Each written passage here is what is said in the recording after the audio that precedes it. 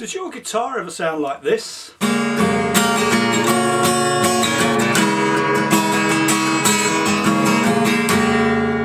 If it does, it probably needs tuning.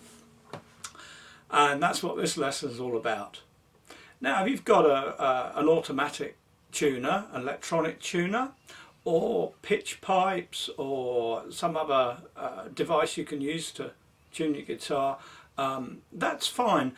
But it's also good to learn what we call the manual method or basic method of tuning the guitar, because not only does that mean you can tune the guitar anywhere you are, regardless, without the help of any devices, but it also helps you begin to get some understanding of how the strings are tuned relative to each other, and it's the beginnings of your awareness of how notes are laid out on the guitar fretboard. So today's lesson is all about tuning the guitar.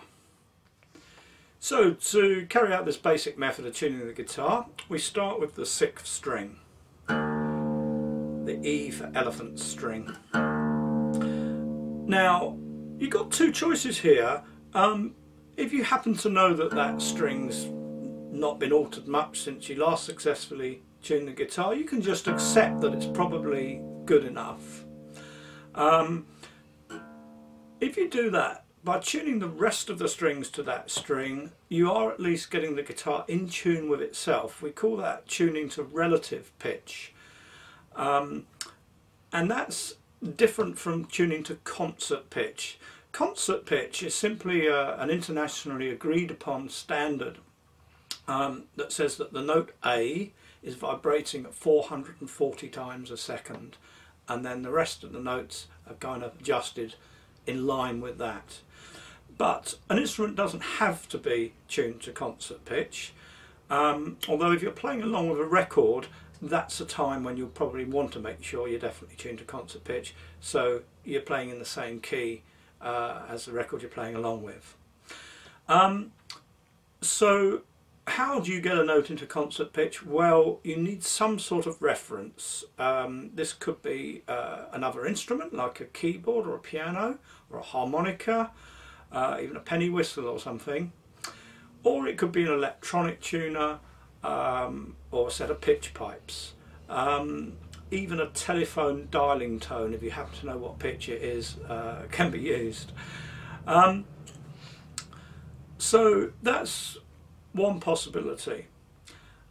I say the other possibility is you just tune to the note as you find it. But what if you know the note's definitely miles out of tune and you don't have any kind of reference? What do you do then? So our method for tuning the 6th string in a situation where you really don't know whether it's anywhere like in tune is designed to make sure we don't over tune it and run the risk of breaking the string.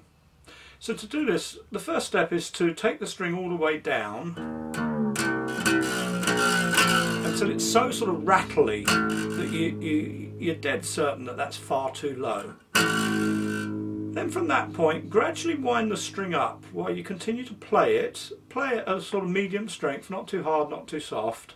And what you're doing is you're listening for the point where the rattling subsides to next to nothing.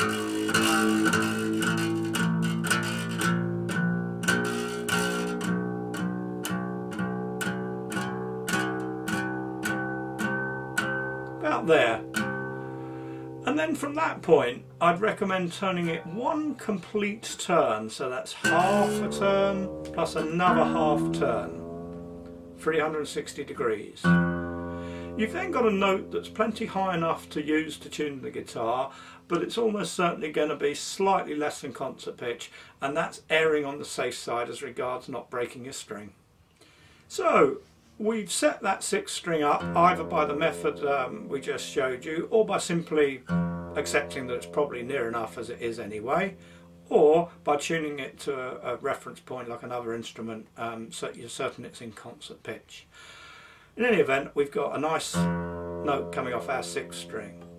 We then play the 6th string at the 5th fret, being very certain not to bend the note, be very careful not to pull down on it or push up on it. Make sure we've got nice neutral pressure pressing the string straight down into the fretboard. Listen to that note and then play the 5th string and see how similar that sounds. Now in this case we've been a bit lucky. You can hear that's pretty much sounding the same, so that means the 5th string's also in tune.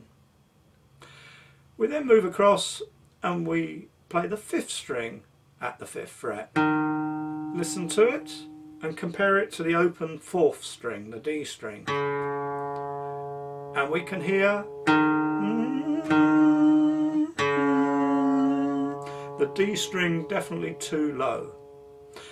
Some people find it quite difficult to hear whether a string's too high or low, but using the little trick I used just then, which is to hum or sing the note, will help you pinpoint which direction it should be turned in. So there's a note off our A string,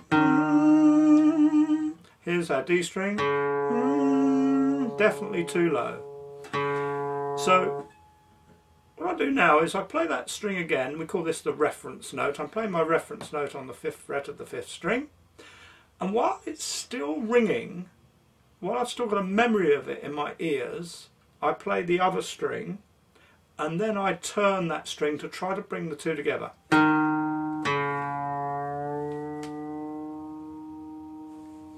Okay, that's going to be pretty close. Let's just check it again. Slightly sharp. There we go, spot on. Alright, and then we move across, exactly the same thing with the next pair of strings. 5th fret on the D string gives us our reference for the open G string. They're close, but not exactly right, so let's just try the humming test.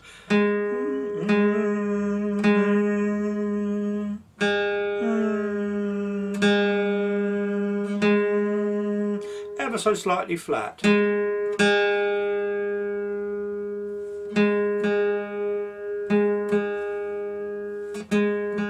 Okay, so that's got that 3rd string in tune. Now when we come to the 3rd string, and we're using that as a reference to tune the 2nd string, we need to move down a fret. It's kind of like the odd one out. Up until then we're using the 5th fret, but now we switch back to the 4th fret here, and we can immediately hear our 2nd string horribly out of tune, very, very flat.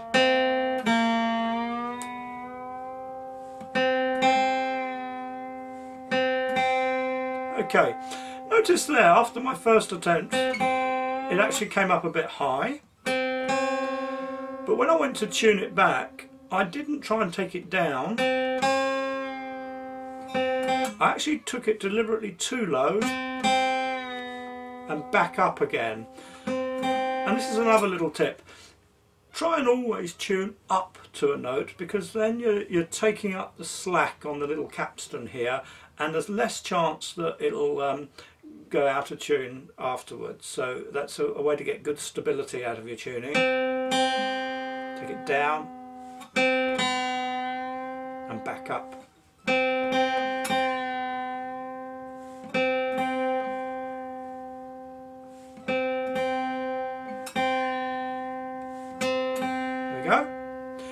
And when we come to the 2nd and the 1st string here, we're back to the 5th fret as our point of reference. So 2nd string at the 5th fret. Whoa! That 1st string very, very low.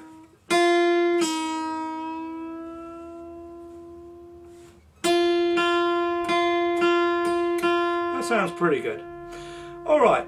Now with this system there is the opportunity for accumulation of error. If you've made a small mistake here, you carry that with you as you go across, and so it's not the most reliable method of tuning in the world. It's the simplest to explain, to be honest, and the simplest to do, or the physically easiest to do.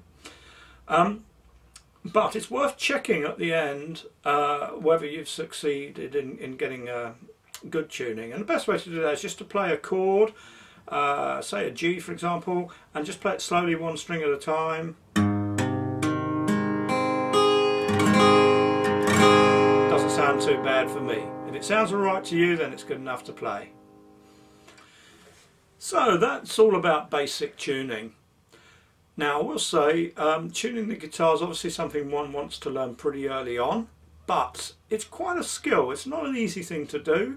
It's something you'll get better at and find easier with practice.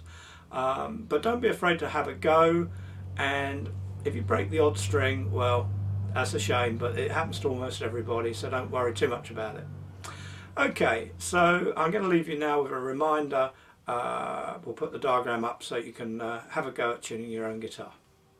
See you in the next lesson.